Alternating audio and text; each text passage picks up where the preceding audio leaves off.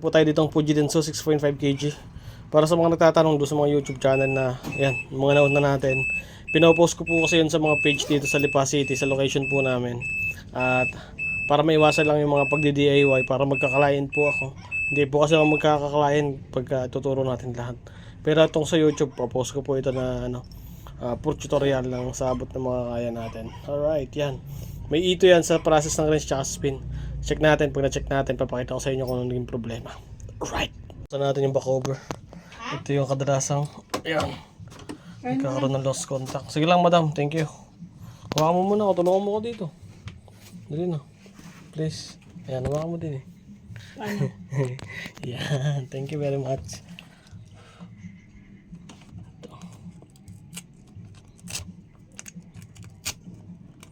Linisin lang natin to. Sana gumana.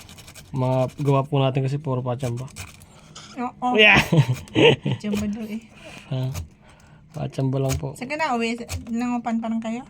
Opo, sa Sabang po. Dati? Opo. Kala ko yun, lumipat na kayo. Wala po eh. Walang panlipat sa magagandang bahay eh. Upo-upo lang. Buti ka meron ka ikaw kahit maliit. Kami wala.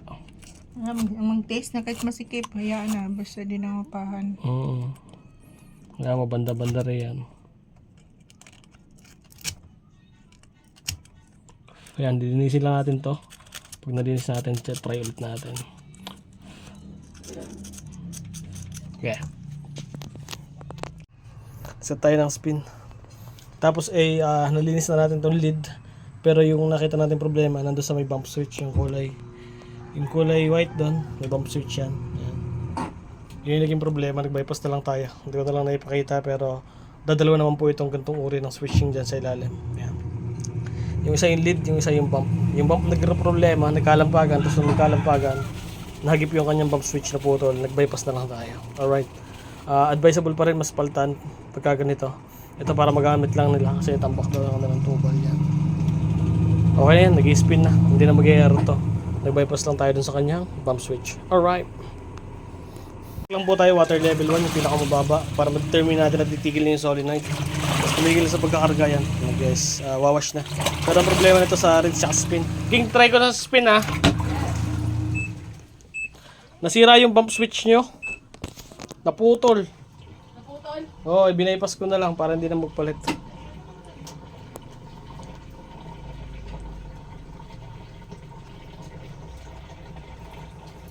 Hintayin natin maubos yung pressure.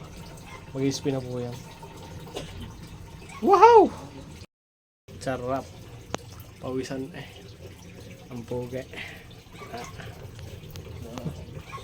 Okay na. Naubos na yung tubig. Naubos na yung pressure yan. Nag-spin na ngayon.